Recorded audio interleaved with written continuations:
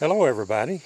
I'm in the mountains of North Carolina. It's early in the morning, and I'm at my sister and brother-in-law's house, and this is my brother-in-law, Emerson, and he's a beekeeper and belongs to a beekeeping organization, and he's got an unusual circumstance with bees that I'd never heard of before. And I'm going to let Emerson tell you about it, and then we're going to go where they're at, and I'll give you some video of the bees. After 3 years of having the bears tear my beehives down and destroying not only the beehives, the honey, I started trying to come up with a way of trying to defeat the bears. I finally decided, since I had an old building out in the middle of a field that probably had been a hog house, that I may be able to just close that building in, put beehives inside it, and make it bear proof. And that was the attempt, and we are right in the middle of that now. This is the first year I've had the beehive in there, or two beehives. So we'll show you and tell you what happened after I started that part of the experiment. This is the building that we're approaching that I wrapped in tin, as you can see, hoping to make it more bear proof. So we'll go in there and take a look, see what we did, and then I'll tell you what happened.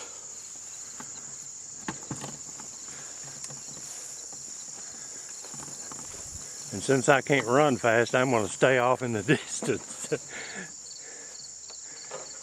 Look at the bees there.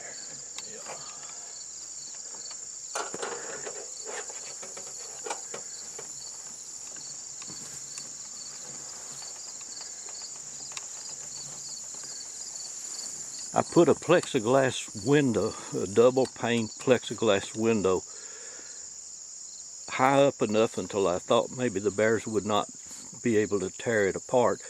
And underneath it is a 1/2 inch opening for the bees to go in and out.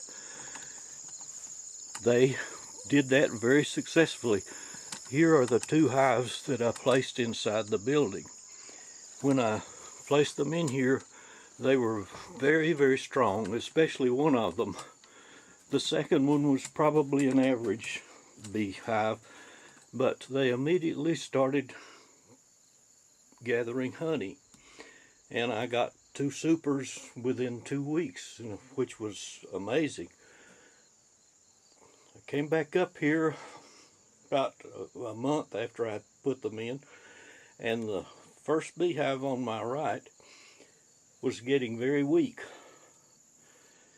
2 weeks later I came back again, and it had no bees in it at all. This one on the left was very, very strong, and it continued to make honey. But then as the summer went along and it got hot, and it is my theory that maybe this metal-clad building got so hot in here that the bees could not stand being in the building and in a hive.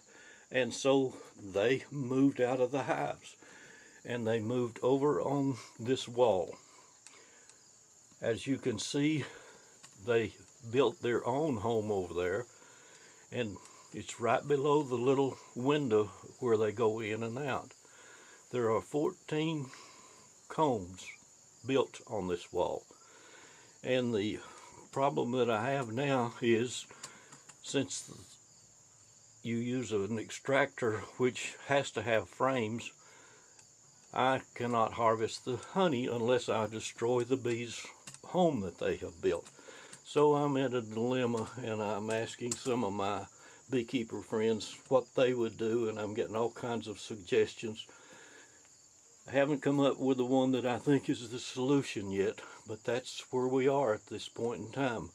Have a lot of bees, and they have collected quite a bit of honey, and right now it's their honey, not mine. Well, the reason I try to keep bees up here is this is a sourwood country, and where I live, which is about 90 miles away, we do not get very much sourwood down there.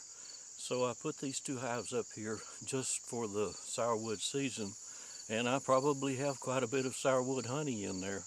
But as I said, it's the bees' honey, not mine. So. And Emerson is a retired principal of high school down in High Point, North Carolina.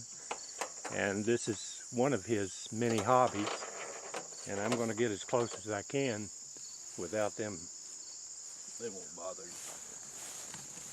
So I'm at a dilemma, and I'm asking some of my beekeeper friends what they would do, and I'm getting all kinds of suggestions. I haven't come up with the one that I think is the solution yet, but that's where we are at this point in time. Have a lot of bees, and they have collected quite a bit of honey, and right now it's their honey, not mine.